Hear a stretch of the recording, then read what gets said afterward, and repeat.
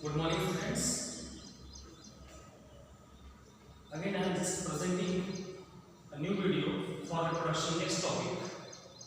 These are called as vegetative reproduction or vegetative propagation. What is the meaning of vegetative reproduction or vegetative propagation?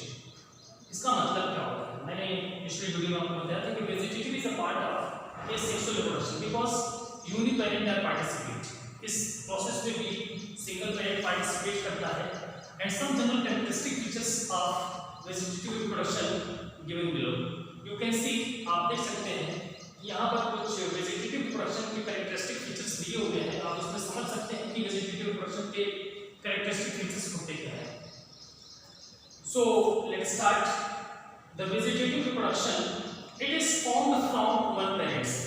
It is formed from one parents. मतलब ये जो fall करता है, इसका जो निर्माण होता है, इसके बनने की जो प्रक्रिया होती है, एक पेरेंट से होती है. Already in this asexual reproduction I have discussed uniparental. मैंने इसके पहले आप लोगों को uniparental के बारे में बताया था. तो uniparental भी पार्टिसिपेट करते हैं वेजिटेटिव प्रोपेगेशन में भी. Spore is never formed. इसमें कभी स्पोर नहीं बनता. स्पोर कभी नहीं बनता. तो अगर इसमें स्पोर नहीं बनेगा तो आप समझ सकते हैं, मैंने पीछे अभी इसके बाद पहले वाले वीडियो में बताया था कि spore is a sexual reproduction unit. जो स्पोर्स होते हैं वो सेक्सुअल रिप्रोडक्शन के यूनिट होते हैं, लेकिन इस केस में कभी भी स्पोर्स नहीं बनते. And next one is a fragment और बड इज फॉर्म्ड. इस केस में फ्रैगमेंट होते हैं और बड का फॉर्मेशन होता है. Next, what is the asexual reproduction in detail.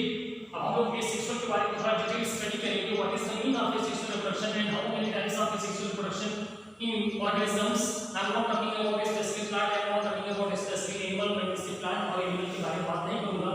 We all are together organisms. हम organisms के बारे में बात करेंगे.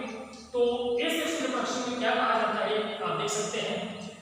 In single cell organism, in single cell organisms what?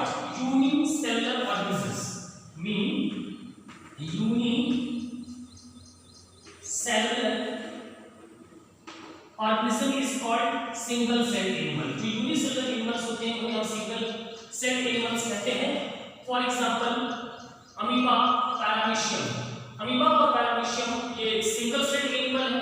इनका जो फाइलम है आप लोगों ने क्लास 11 में पढ़ा होगा. इनका जो फाइलम है वो है protozoa.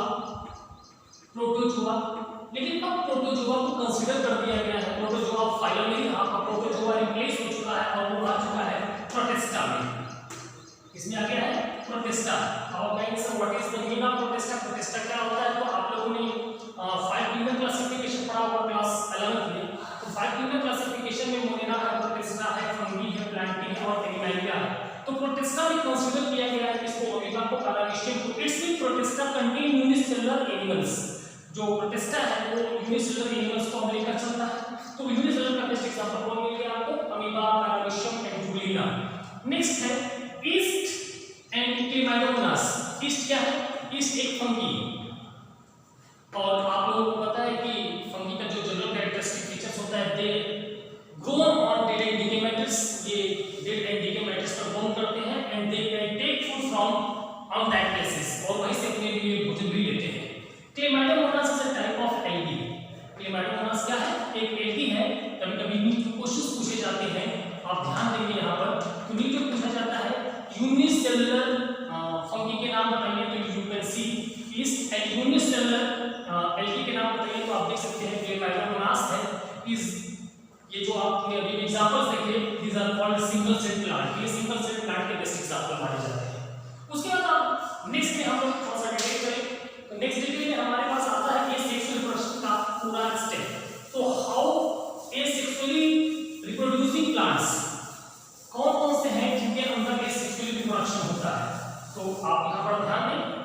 The first one is, अगर आप एसेक्सुअल को कैटेगराइज करेंगे तो asexual reproduction they may be, the first one is called fission. Second one is called budding. Third one is called fragmentation. fragmentation. Next one is called spore formation. Spore formation, and last one is called regeneration.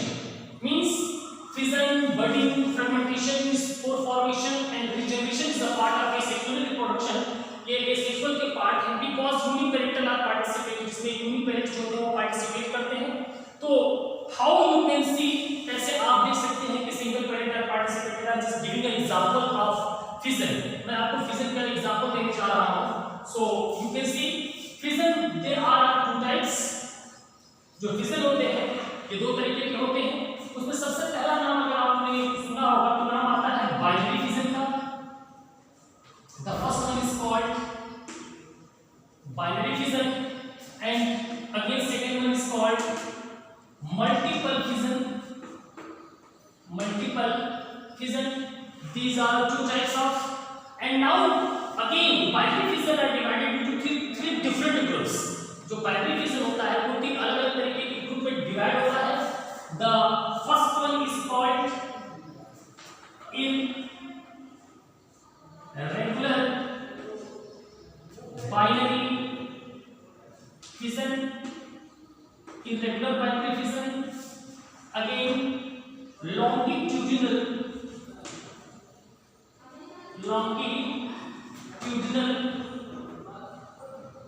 binary fission.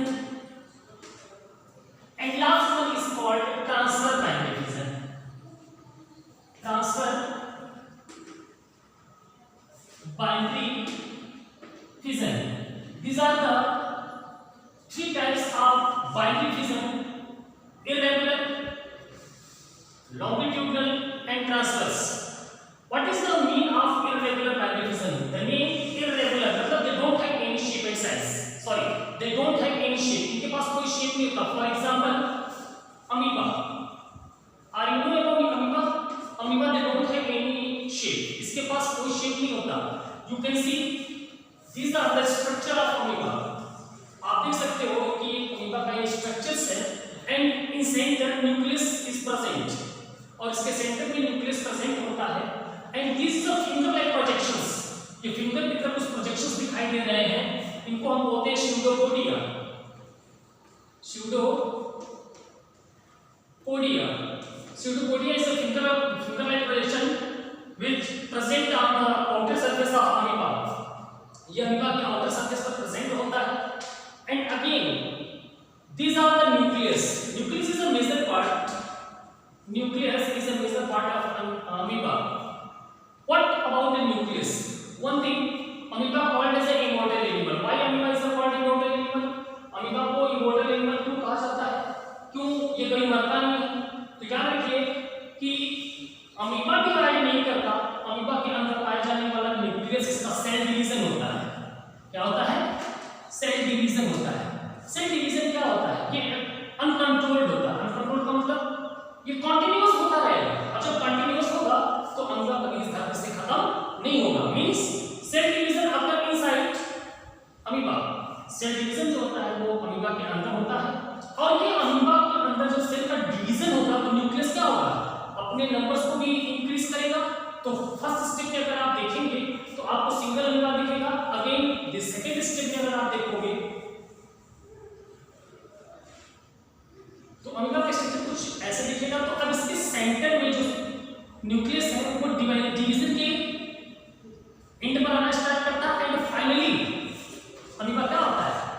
Divide हो जाता है. Amoeba finally क्या होता है? Divide होता है. और divide होने के बाद इनके जो नंबर्स होते हैं 1 और 2 में कन्वर्ट हो जाते हैं. So that's why amoeba is called binary fission, but irregular और सिंपल बाइनरी फिजन. इसे इररेगुलर भी कह सकते हैं और सिंपल बाइनरी फिजन भी कह सकते हैं. बहुत इंपॉर्टेंट क्वेश्चन है. कभी-कभी बीच में पूछा भी जाता है कि सिंपल और इररेगुलर बाइनरी फिजन किस तरीके के एनिमल में पाया जाता है. तो आप बड़ी आसानी से आंसर कर सकते हैं. Amoeba is a binary fission. Amoeba है बाइनरी फिजन. और यहाँ पर एक क्वेश्चन और है कि जहाँ पर आपने और देखा है लॉन्गिट्यूडिनल और ट्रांसफर बाइनरी फिजन. तो अमीबा के साथ-साथ दो एग्जांपल्स मैंने आपको अभी भी आपको बताए थे. उसमें एक नाम था पैरामीशियम का और दूसरा नाम था यूग्लिना का. They also contain different type of binary fission like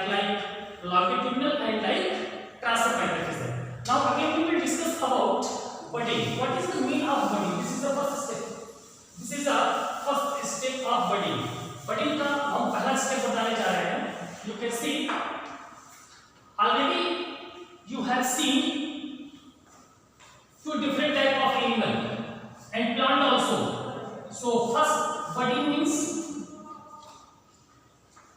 exo, genius budding, and second one is endogenous budding. What is the meaning of endo and what is the meaning of exo?